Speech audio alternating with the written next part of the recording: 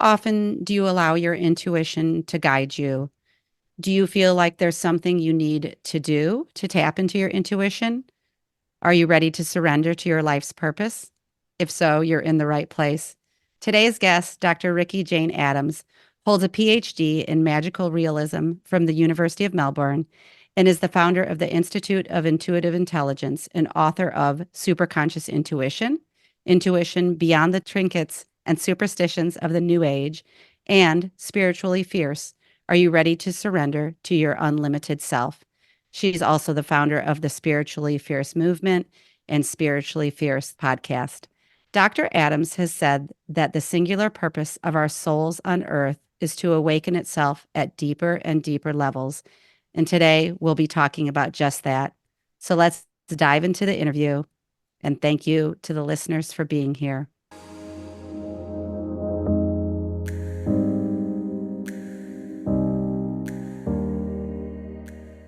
So welcome back to Mystical Sisterhood. I'm your host, Maureen Spielman. Today's guest, Dr. Ricci-Jane Adams, joins us from across the world from where I sit in Eastern Australia. Dr. Adams holds a doctorate from the University of Melbourne in Magical Realism, and as a qualified transpersonal counselor, she's a Reiki master and trained in the EMF balancing technique. She's traveled the world learning from the great teachers and immersing herself in sacred texts. Not only that, but she's a student of A Course in Miracles, a devoted yogi, and a lifelong meditator. I think that the breadth of your work, Dr. Adams, is enormous and hard to contain in just a couple of paragraphs. So I'm going to leave that part of my introduction there and just say just a huge, enormous welcome to you. And thank you for being here with me. Thank you, thank you, thank you for the privilege, dear one. I'm so grateful to be here. Yes. And I'll first say, too, that you came to me through my dear coaching colleagues, Leslie Boast and Hannah LaPlaca. And, they had discovered your intuitive work. And so that's, sometimes when I have a friend or someone and they're doing something and, I just know, okay, that's something to look into because I trust them, as dear friends and colleagues. So in order to prepare for the interview today, I've read Superconscious Intuition, your book, and I love your Instagram feed, but the thing that I recently learned about you is that you're sort of like this child of the world and that your upbringing, you just weren't always rooted in Australia. And can you just begin by telling us a little bit about your upbringing? I always think that that's really interesting to where a person finds themselves today. Oh, I couldn't agree more. And I shared recently a story of the first 16 years of my life. I was an expat kid. My dad is a pilot. And so we lived all over the world, but predominantly in the Middle East. And that has formed so much of my identity because there's something very interesting about being other wherever you are and being the outsider. Not that I ever felt like I wasn't included or valuable in the cultures and places that I was raised, but Australia is a great country, but especially where I was born, Perth is a smaller city. It's got a bit of a country town mentality. And I was always kind of felt at odds being back in Australia because of how parochial and small-minded people tended to be, just not because they're bad. This lack of exposure. It's like the most isolated city in the world, I think, or the second most isolated city in the world. And the Middle East just is part of the fabric of my being. And we know that the experiences we have in the first 7 years of our life are so formative to our identities and our characters. But it gave me, really, I think a sense of how big and expansive and diverse the world is, and never assuming that one culture, one faith, one way of doing things was the right way, right? Because I saw so much. And, not only the big bustling cities that I grew up in the Middle East, but, I remember going to a tiny village in the mountains in Oman, which is the land that Sinbad the Sailor is purportedly from, a really beautiful country. But this tiny village had remained unchanged since the time of Jesus.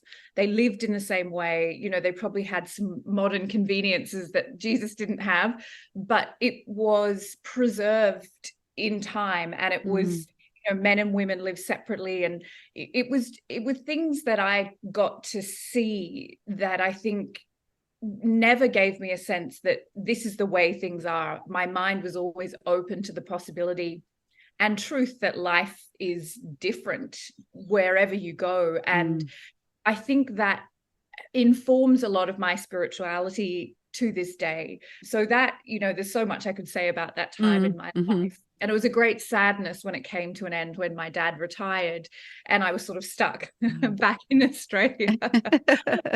Not that I do love Australia, and I did move to the other side of Australia to get to a bigger, more cosmopolitan city. I think I definitely needed that.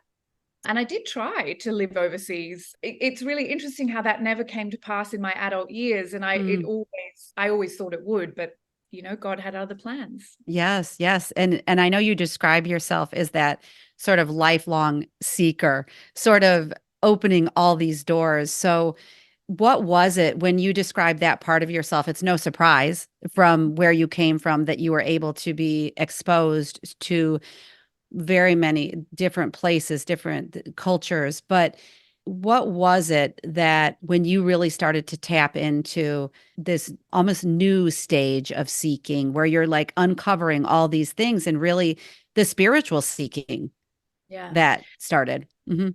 I mean, it really is. It is. I tell the story often. You know, my mother's spiritual path began when I was in her belly. And so I've never known a life without that. It was, you know, her journey. Obviously, as a child, I was watching and observing. But again, you know, in the backdrop of growing up in a country where the call to prayer, you know, is the backdrop, is the soundtrack of my childhood, you know, lands of faith, where faith is not something you do on Sunday or because you're trying to, you know, whatever, you know, impress the neighbors. It's just the fabric of the way the Islamic people live. You know, your call to prayer stops everything multiple times a day. But my mother's journey was, wrapped up completely in my own. And I'm sure that that landscape had a big influence on her as well. But I guess for me then, it was not until what age was I? It's hard to remember the details, but probably, you know, 18 or 19, where I started to form my own ideas. I'm very lucky though. My mother's spirituality was a very classical spiritual wisdom text, like A Course in Miracles. And so there were other things that she did that I no longer sort of participate in, but I was exposed to a great depth, and it was never just the shiny kind of retail therapy spirituality where we're just, you know, trying to comfort ourselves. She was really living through it. And, you know, it was great on the one hand, because it gave me such normalcy around spirituality. I never had to question, you know, when people kind of wake up as adults, it's like, oh my God, will everyone think I'm crazy because now I'm believing these ideas? It was just who I was, right? I think my challenge was then working out what is true for me out of everything that she has lived and believes. And that really began, I guess, you know, as I became a woman and went on my own path of seeking. I love that. And has it been your experience? I was just talking to someone else about this, where we do all these things, these beautiful books and ideas and theories and whatever it is come our way, and we might when we first touch it and get a hold of it, we're, oh, this is the best thing that I've ever discovered. But then we might be going through life and we're like, oh, well, let's just put that back on the shelf, or because the whole time we're really cultivating what is for us. And I mean, what would you say to the listener that, you know, might be in those stages of discovery in a way where we're not sure if this is it? I feel like I've been finding my way with that. Yeah. I would say, like all great things, it's a lifelong love affair, right? And it isn't something we're trying to solve. And be willing to have your mind and your heart changed. It's, you know, we talk about this in superconscious intuition, the 4 stages of intuition. And it was really important for me to articulate that, because if we start school and we start in kindergarten and then we stay in kindergarten for 18 years, Yeah. we might be great. I'm at school, I'm here, but we're not actually evolving. And I think that, because of fear of change being like the biggest fear that any of us have, we can grab onto an idea or a teacher or a thought school and then adamantly and vehemently defend that and be unwilling to evolve. And this is what the problem with religion is, right? It's like you got to pick a team, you stay with that team, you never question the coach. But the point of spirituality and intuition is to awaken consciousness to deeper or vaster or higher levels. And so if we stay stuck in one ideas and then defend that and fight people on the internet to protect those ideas, we're missing the whole point. I don't want to stay stagnant in my spiritual awakening. I want to know that my intuition can always get deeper, more intimate with the infinite. And I think we can, become a bit tribal in our like attitudes to it. And it's like, let things go so that others' ideas can come, and let yourself be provoked and agitated awake. One said this path of awakening was meant to be easy. But I think the biggest mistake we make is we often turn to faith or spirituality in crisis. So we're seeking comfort. Yeah. We might find a comfort, right? So we might, in that first phase of intuition, find a psychic who's going to tell us what's going to happen. And maybe something they say comes true. And then that gives us some confidence that intuition might be a real thing. And then we be like, oh, maybe I'll study tarot because maybe I can tap into some of that.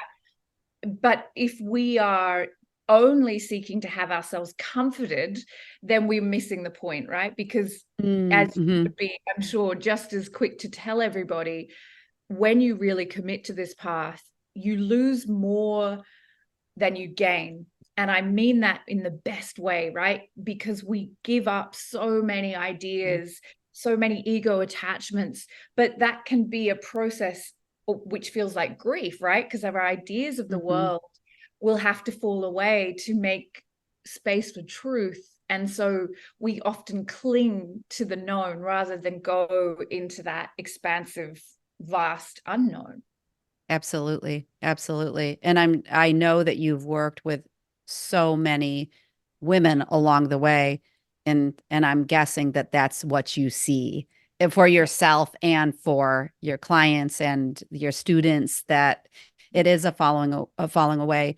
And I'm kind of, the thing that just came to my mind is, so often when we're learning all these things, we have a tendency, and I feel like it's more in the mind, to want to name everything and name the stages we're at. And, oh, I'm here. I'm elevated in consciousness. I'm worthy. And just all the things. And that we don't, I'm getting the sense that we don't always need to name exactly where we are. And can we just be in it a little bit more and trust without all the need to label it? And because that's one thing I think from, programs I've taken or books I've read, it's like when I bring in the knowledge, I'll start naming it, but I'm not sure that that's the point.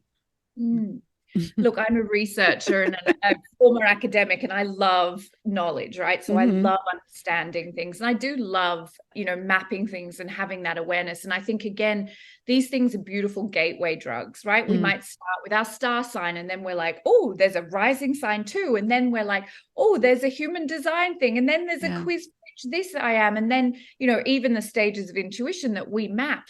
But the trick with what we do with that map, of course, is that you are in all phases at all times, right? Okay. There's actually, you're never leaving a phase of your intuition. But that can be a beautiful gateway drug, right? If we're willing to go, okay, I'm curious about myself beyond my identity, beyond mother, beyond daughter, beyond wife, beyond all of these identities and roles I play. I'm getting to know my esoteric, subtle self.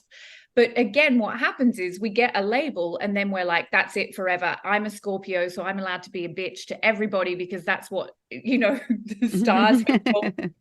It's like, well, what if we can evolve even beyond our astrological sign? What if we can evolve beyond I'm an INFJ, human design type, blah, blah. What if they are just steps in understanding? to move ultimately towards oneness. Mm-hmm. And oneness is a truth of non-dualism where there is no separation. There are no categories, not even of masculine and feminine, not even of God and self, right? I am one with the oneness. And there is no mental activity that will take us there. Mm-hmm. And I think that's perhaps what you're alluding to, is that ultimately where all our seeking and understanding takes us is to the place where there is no mind that can, there's no human brain that can wrap itself around the truth of non-dualism, of oneness, of consciousness. Mm. And we have to be willing to sit in the mystery. And that is a experience, not a mental exercise. We can read about it and we can be excited about it, but it can't be experienced through trying to control it by knowing it, right? It is that ultimate surrender to moksha, that spiritual liberation. Mm-hmm. It's very provocative. I love that. I was going to share a post that I had read you shared on Instagram. And I would have to say to anyone listening, we'll share your Instagram at the end, but it's really, you've got some beautiful quotes that have come from you that are very impactful. But I love how this one post said, independent, mystical, intuitive, solitary, on my own terms. It didn't take me long to realize this. I've known it all my life, but it has taken me decades to have faith in it and to live on my own terms. It has taken me decades to have the courage to follow my intuition to its furthest reaches beyond what is comfortable and acceptable to most of the world. Can you say more about that? Because I feel like that speaks to a lot of women, individuals listening today, that knowing that we have that sometimes it can take us longer than we would prefer to get where we're going, and what you have to do, sort of, not that we're getting anywhere, but what you were able to integrate so you could embody that. You know, the great contemporary mystic Caroline Myss says there is no intuition without self-esteem. And I think for women raised in a patriarchy, we are constantly told we're not enough, right? And not to trust ourselves. And look, you know, I'm not trying to make this political, but it is a fact. We are in a patriarchy. It's just a fact. And so our whole sense of worth is externalized. And it takes great courage to wrestle back that power and to say, you know, regardless of my weight, my age, how many kids I've had, how much I do this or I don't do that, I am worthy. And that is the ground of intuition flourishing.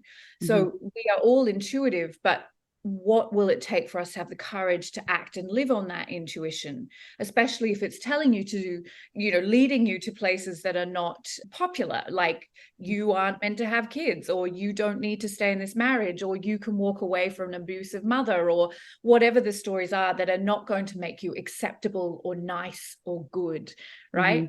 I just talked at a festival last year, and the topic was the not nice spiritual woman. It's so difficult for us to unindoctrinate ourselves from being nice. And nice actually means obedient, by the way. So if anyone says to me, I'm nice, I want to punch them in the face, because I'm like, I am not an obedient woman. But I think that we are wrestling not so much with how do I get more intuition, but with how do I believe in myself above all else. And more than that, how do I privilege my own life above all else? Because we're also taught to be servants. We're taught to enslave ourselves to our partners, to our children, to our bosses, to our careers. And so we are dominated by this idea that a good woman is an obedient woman. And if we can learn to listen first to that, or receive that intuition, but then have the courage to act on it, it will often take us into territory that will mean others do not approve of us. So we have to be so self-approving that we don't abandon ourselves. You know, intuition is a map of the evolution of consciousness within us, right? How willing am I to forego the need for the world to approve of me in order to approve of my own life? And it can be uncomfortable as hell, right? If your whole identity has been formed on how many pats on the head do I get, and suddenly your life doesn't conform, you can be accused of all sorts of things. And we've seen it, witches, insane, every label women have had to endure when we have stepped into our own holy authority. And I think the greatest weapon of patriarchy in the last 8,000 years has been separating women from their holiness by telling them they're evil and sinful and wrong, and that they can only receive their holiness through the masculine, right? It's fucking genius, excuse my language. If you really want to, undermine someone's power, tell them that they are not God. Tell them that they are not of God. And that, they have to spend their lives trying to earn God's credit. So I know that's a big ranty answer. And it's something that I feel very passionate about. For me, I guess the stark reality is getting older really helps, right? The older I get, less invested I am in other people's ideas of me. And I will never wish for my youth again. I'm grateful for my whole life, but I love the confidence and certainty that comes with getting older. And wisdom comes with experience. There's not to say we can't have this when we're 20, but I think we get there's a reason why this phase, I'm 46 now, this phase of my life and this phase for so many women is such a time of freedom, because we're no longer motivated by things we thought were going to make us happy and the desire to reach those things. And then we reach a place where we're like, actually, my life is the thing that's going to make me the most satisfied. Absolutely. Well, I love how you just said intuition is the map of consciousness within us. Beautiful. I loved your rant. And I'm going to ask you, since you've started, say that again. Apologies for the swear word. You are good. Well, and the only other quote that I wrote down from Instagram goes along with what you just said. You wrote, "We must give up unworthiness now as an act of service to the planet." Very powerful. Yeah. I mean, it's everything that I've just said, but it doesn't simply exist in the hands of women. Men raised in a patriarchy don't do any better. They're no better off. I mean, sure, they have access to more power and authority, but everybody's sense of self-worth is lost when we are separated from our holiness, from our divinity. And the great crisis of our time is not economic or environmental or, political. It is that we are in a spiritual crisis where we have been secularized to the point where we, even to speak about God or anything, I use God very freely, as you can hear, but whatever version of that for you, we've been taught that is dangerous and wrong or backwards and, small-minded. And so we are a world at odds with itself because our nature is divine and we are not told that, or if we're told it through a set of very strict religious rules that actually create more problems than give us freedom, give us freedom to pursue our spiritual nature. And so until we mainstream and bring faith-based practice, ideas, ontology to the world, we will continue to be at war and destroy ourselves. And that, to me, is the purpose of my life, is to bring that spiritual revolution. That's why it matters so much that I am an educated woman. I have a PhD. I can give you the science. I can talk to you, I hope, in a language that is not going to ask you to have to abandon your own sense of reason. I mean, reason and divinity coexist. We don't have to be crazy, psychedelic taking hippies running around the paddock in order to find God. I mean, that's a fun way to do it, and I've enjoyed my time with that.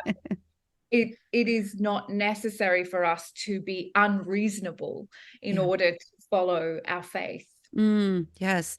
And I saw that intention that you had to lead this revolution in the intuitive sciences and bridging the reason and the spirituality. So I have so many questions for you, but when did you begin to trust? When you really just fell into trust about your path? Was it something that occurred in your life, or would you say it was just many things that alchemized? I would say if I looked at it on a diagram, it would be a roller coaster of trusting, not trusting, trusting, not trusting, right? And that's the truth, right? And often our initiations into deeper levels of access to our God nature is through crisis. Oh, yeah. So often it's the crisis, the dark night of the soul, that will then bring us to the point of humble surrender, where we're like, oh, okay, next time I'm going to do this different. And we don't. I mean, it's why I have "I trust God" tattooed on my arm, because I have to remember that I trust God, because it's so easy when life gets challenging to forget. So look, as I say, it's been my whole life, but really establishing the Institute in my 30s, which came out of a crisis of faith, was the turning point where it was no longer a negotiable thing for me. And I left behind my academic life. I left behind ultimately a marriage. I left behind safety and comfort and a lot of things that others would measure as success, in order to give everything to this path. And that's when I established the Institute.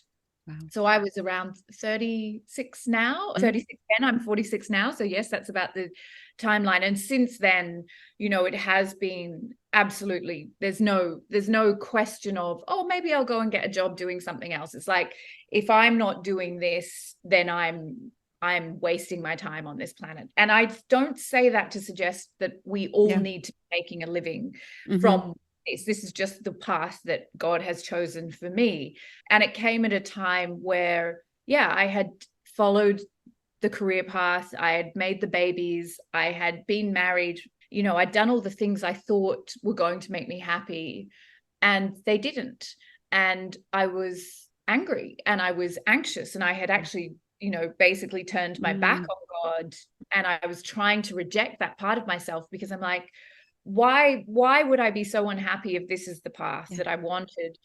And truly, you know, what it came to was that recognition that I needed to be all in. I couldn't be 1 foot here, 1 foot there. Again, that was just my path. And when I gave in and gave everything to that path, everything then evolved. But you know, I fought hard. I fought I fought my intuition. And you know, my anxiety has always been the best indicator of when I'm ignoring my intuition. And you know, we can think of it like stretching an elastic band. You know, the more anxious, the more we reject or ignore our intuition, the more we're pulled in two directions. Here is my truth. I don't want to necessarily know it, because it means I'm going to have to leave that man or whatever, get out of my comfort zone. And here is, you know, me trying to hold on to to know. And I'm being pulled so tight. No wonder I'm an anxious mess, right? And I talk about, as you would have read in the book, fear is intuition, right? When we're not talking about physiological fear, like if you're being chased by someone and your body's pumping adrenaline, sure, that's necessary to get you out of a dangerous situation. But if you're sitting on the couch, everything's fine, you know, watching the TV, and you're suddenly hit by anxiety, that is intuition. It's tapping you on the shoulder, sometimes smacking you in the face, saying, hey, there is something that you are not listening to, a deeper truth. And, you know, I have no issues with treating medically intuition. I have been medicated for intuition at different points in my life. It saved my life at different points, because when you're in crisis and dysregulation, you do not know what your intuition is telling you. So you need to get back to a state where you can be in some kind of nervous system regulation in order to have access to your intuition. You know, intuition cannot land in an unprepared vessel. So whatever we need to get us there. But if our coping mechanisms are numbing us further, like many of our addictions do, alcohol, food, shopping, you know, shitty relationships, then we will never hear, feel, see, or know what our intuition is showing us. So don't look at anxiety, stress, and fear responses as a problem. Be humble enough to sit down with those feelings rather than numb yourself out to them and say, okay, what do you got to tell me? And we don't do that because often we already know you need to change something, right? And we do not want to hear that. We will run a million miles, or we'll change everything else, color of our hair, what we're eating, how we dress, but we won't change the things that really matter, right? And so I think it's, I don't know where the question started there, but that's all right.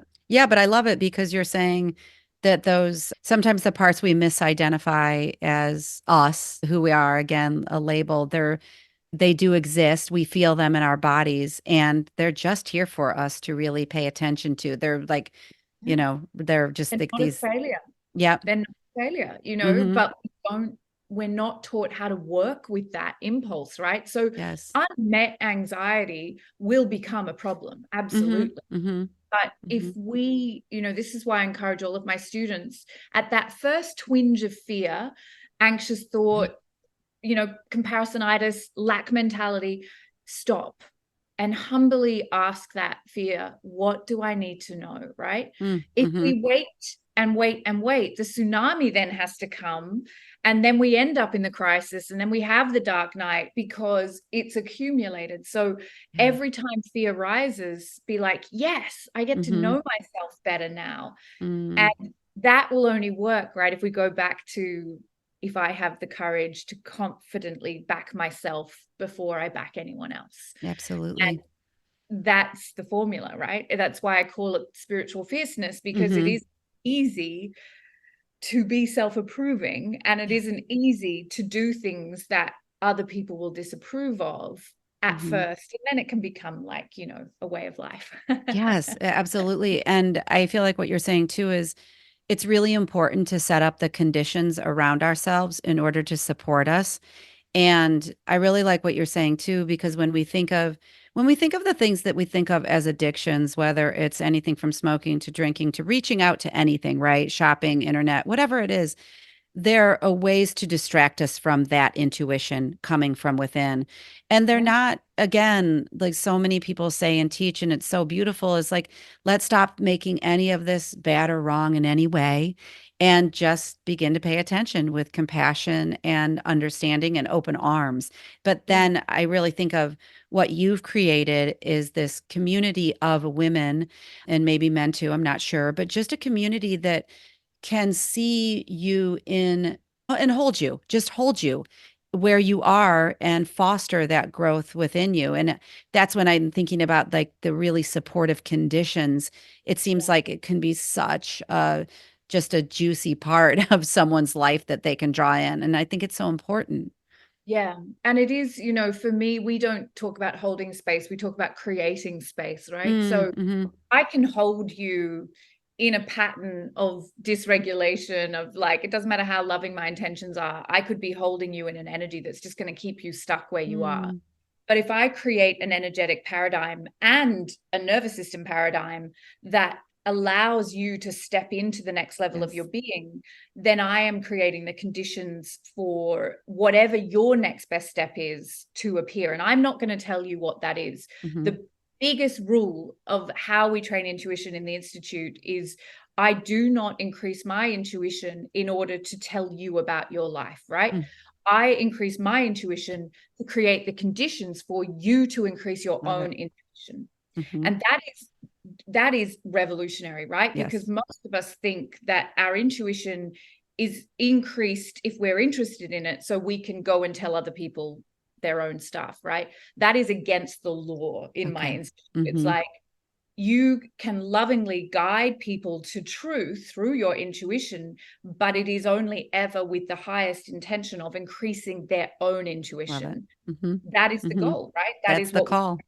Mm-hmm. and that is unintentionally, we do have a culture around intuition in the contemporary age, which is effectively black magic. Because if I see something, because I'm feeling, here, seeing, knowing all of the time, because we live in a quantum universe, every possibility for your life exists. Mm-hmm. If I name that, I see one possibility for your life, right? And I name it, I am collapsing the wave function. This is quantum physics language Mm-hmm. at that point in time. And if you trust me, if you like me, and if you think I've got more intuition Yeah. than you do, you will defer your authority to me and you will believe what I say and you will make it happen. Mm-hmm. Right? Mm-hmm. That's how future fortune telling predicting works. It's not prediction, it is actually determining someone's future for them. And that is dangerous. That is Mm-hmm. black magic. Mm. And no one knows more about you than you do. And yes, you may not have put the conditions in your life to get easy access to your intuition, but if you want it, you can get it. Yeah. Like learning French. You can't sit at home and do nothing and be like, I want to be fluent in French. Right. You go and you learn, right? You might travel to France. You will pick it up. You will study it. You'll find a teacher. And with intuition, we have this really weird idea that some people have it, other people don't. That person knows all the answers to my life. Who would design a system like that? It's a terrible, terrible system that I would not be my own oracle. So I'm very ranty about this particular topic because I really only want to see, and this is the spiritual revolution, that we all have access to the deepest states of connection to our intuition, because that, again, is that holy self-authority, self-ordination. No one can take our power from us if we understand that we're just as connected as everybody else. Now, not everybody's going to make that choice, but if you want it, you can't sit at home. It's like, if you want a six-pack, you cannot sit on the couch eating ice cream, praying that God's going to give you a six-pack. You got to show up. You got to do the work. So I know your question was about community, and I want to go back to that. It is very much, yes, being surrounded by people who will create the conditions within themselves to offer that conditions of evolution to you. And if we all sit in our pity together, you can hold space around your victim self for days. It's not going to change anything. But if we are surrounded by like-minded people who are willing to be part of that discomfort, that agitation, it's not easy working with me. My clients will often feel the intensity of that love. It's like, I'm not here for your comfort. I'm here for your evolution. Beautiful. Means stripping away illusion. So yeah, there is no greater gift than finding people who can meet you at that level. And it is why all of my trainings happen in groups, because we do need each other, right? Again, we go back to the oneness. Ultimately, you are on your own on this path, but if you want to accelerate it, gather with like-minded people, because you will be, buttons pushed, loved, hated, all of the full spectrum experience, but you will move much faster. We know this about relationship, right? It's much easier not to be in relationships because it's why people used to become nuns and monks. I completely understand that impulse. Absolutely. And do you feel in your own life, when you talk about the messages that surround us that can still be in life is happening to me, a victim consciousness, did you have to become pretty pristine about that in your own life to kind of to be in the conversations you wanted to create and be in and experience? Did you have to just get really clear and clean in your own life? Yeah, we call this congruence, right? You must be the demonstration of your faith. And in fact, with my own beloved mother, who is a teacher in the Institute and even in her 70s is still beautifully evolving, one of the greatest, I guess, dark nights for me is recognizing, despite how devoted she was, there were great parts of her life that she never let her spirituality touch. So she would stay in emotional chaos and in her own shadows. And it's like she was spiritual in one part and would not let it touch, severe childhood trauma, lots of reasons psychologically, but it was like she divided herself. And I think that's probably a survival mechanism of many survivors of trauma. But I couldn't understand it. And I got angry with her, which is not a fair response, but, typical mother-daughter relationship. Yeah. And in many ways, I ended up rejecting a lot of her faith. And we have completely reconciled now. And as I say, she's a teacher in the Institute and we kept evolving together. But I could not see any point in having a spirituality that did not change my daily human life.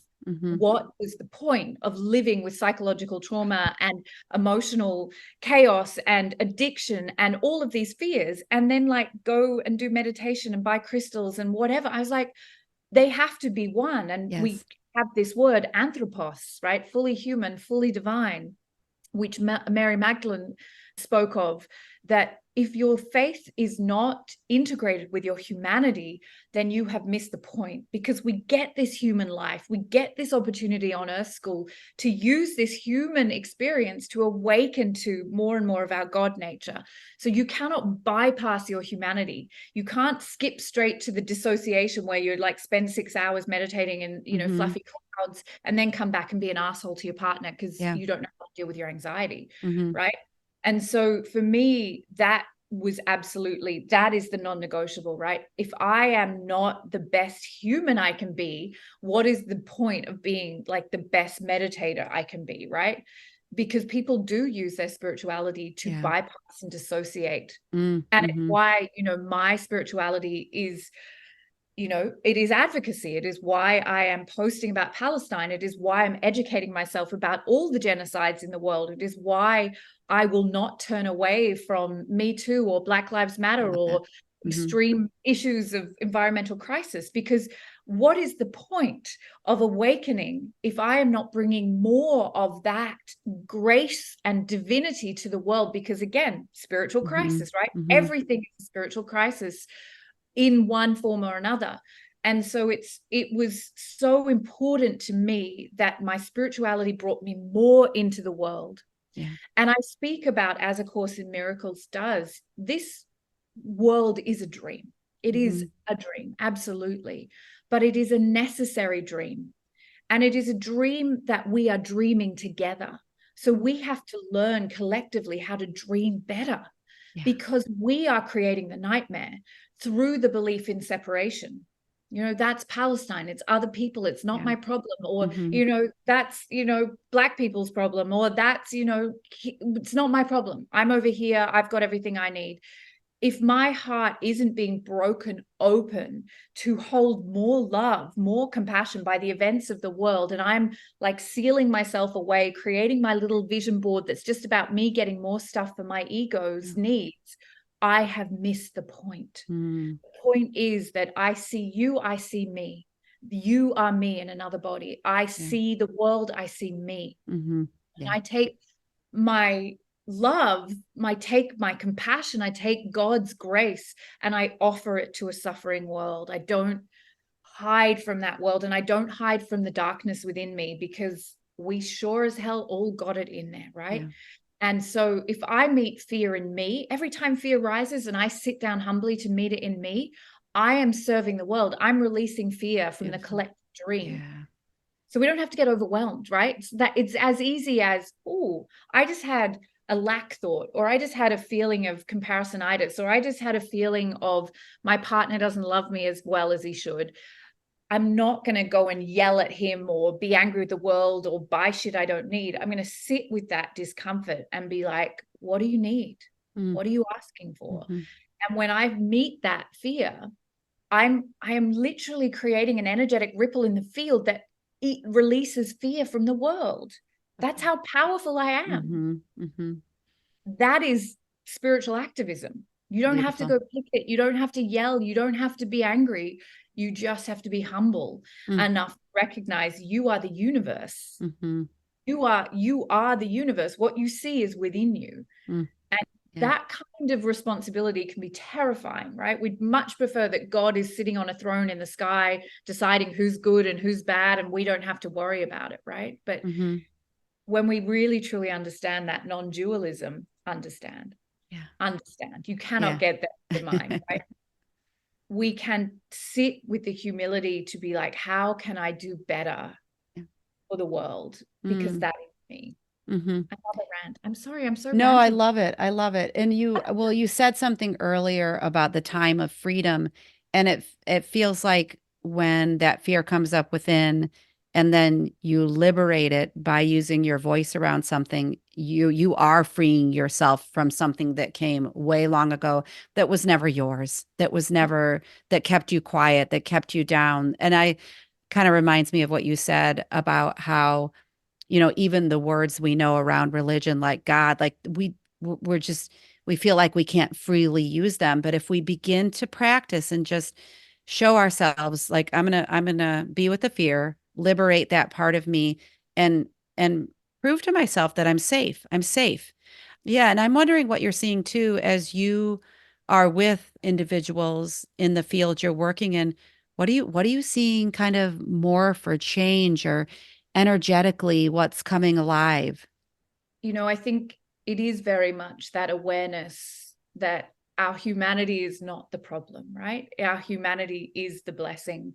And that if we are, everything we do in the Institute is trauma informed. It comes from, embodied practices, that understanding that this is the vehicle. And when we learn how to be in the world, not avoid the world, that is the age of the contemporary mystic that we're in. And I'm not sure I'm answering your question, and certainly if there's something else you want me to speak to, please ask again. But I think we are in the age of the contemporary mystic, and it is a revolutionary time. And whenever we see the world on fire as we're seeing it now, we can be excited that it means change, right? That the systems are falling, the world is crumbling, it's revealing its underbelly, and that underbelly for some people has been obvious because they did not benefit from the systems of power. And for others like me, white, privileged, middle class, Australian, not a lot of trauma in my life, it's so easy to ignore those systems of power because they haven't been wielded against me. Obviously there's things about being a woman I could speak about, but largely my life has been pretty privileged. And I have to have the courage to use that privilege now, right? Not to hide from that privilege. If I have been born by right of my birth into the power, I must use that. And so I'm not sure I'm answering your question, but I think there is that awareness that we must be willing to do the damn work. It doesn't have to be easy. It doesn't have to comfort us. And you use that word safety, which I love, because you're absolutely right.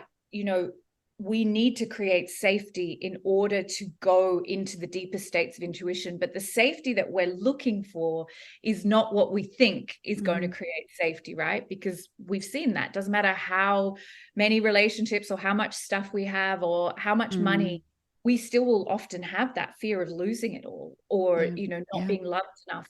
But the safety is that which comes from within, knowing that I am a precious child of God, and that I am, as A Course in Miracles says, asleep in God's arms, dreaming of exile, but perfectly capable of awakening.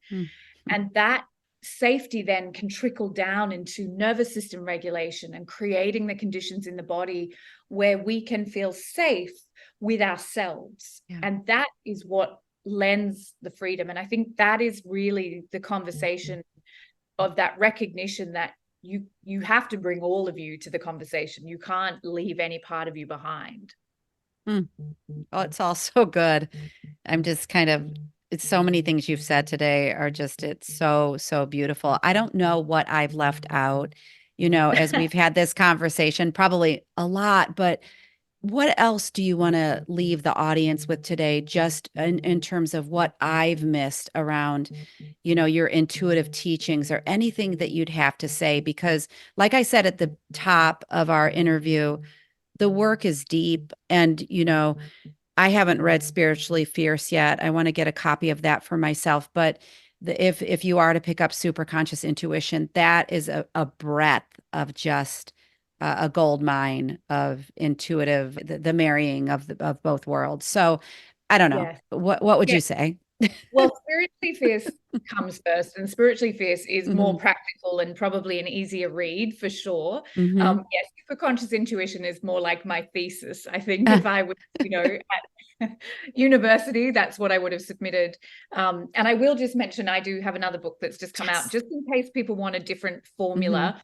So this is called Love Notes to the Divine, and it's quotes. So basically, I took 5 years of Instagram content and turned it into a book because I was afraid Instagram would disappear. It is, designed to open to a page, and it's like, grace is what we are. It is a state of being that is freedom from fear. And you can just open to a page and, take that as your daily meditation or prayer. So I'm not trying to spruik it. It's just sometimes much easier just to do that. But I have always taken great care with the content I share on Instagram, and it is beautiful. So I was like, yeah, let's make it a book so that it's easily accessible for people who like books. You've asked such great questions, and I feel like you've given me such beautiful space to answer deeply, and I'm really grateful for that. And that's a reflection of your depth. And it isn't something that I encounter often. So thank you. But, what would be the final thing to say is just don't be afraid to go deeper. Don't be afraid to lose ideas of yourself, because that is where the freedom is. The less that we believe, the freer we are. And ultimately, we see this, it's like coming home to truth is like returning to the little baby, the innocent, because beyond all of the ideas, it doesn't matter how you get there. All paths will lead you to truth. I don't care what path you take. You could be the most violent criminal. You could be the most holy person. We're all going back to God. We're all going back to that divinity. But the more willing we are to just give up all these ideas of self, of what we need, of what other people think, of all of it, the clearer and truer and easier that path can be. And just to, humbly bow down before that impulse towards your deepest intuition, because it will not lead you astray if you do the damn work, right? You got to do the damn work to get yourself ready. But if you go where your God voice is calling you, you will always find the truest, easiest path. And that's the game changer.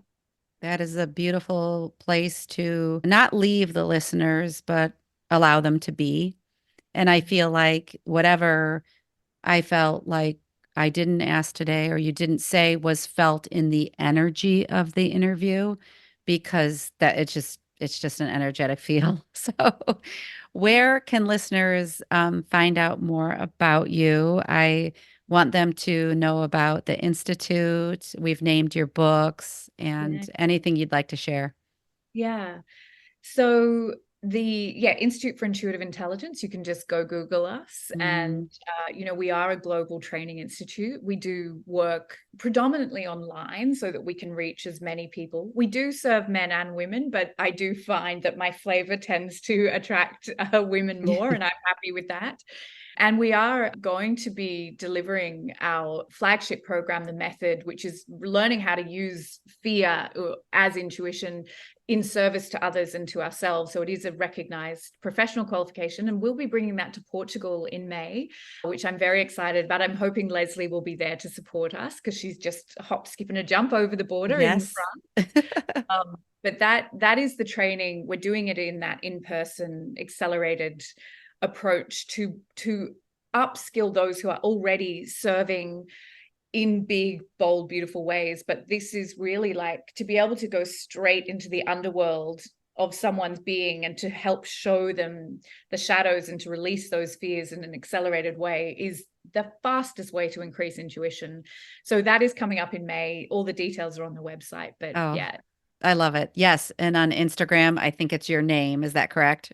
Yes, I have. Well, there's the Intuitive Intelligence Institute. And then also, if you'd like to follow me, Ricci-Jane Adams. Oh, okay. Thank you. Thank you for everything today, Dr. Adams. It's been such a pleasure. And thank you to the listener. Please reach out with any questions you have to either of us, and check Dr. Adams out for sure. And we'll see you in the next episode. Thanks for listening to this episode of Mystical Sisterhood. To learn more about my one-on-one coaching programs or join the Mystical Sisterhood membership, visit maureenspielman.com or mysticalsisterhood.com. Thanks so much. I'll see you in the next episode.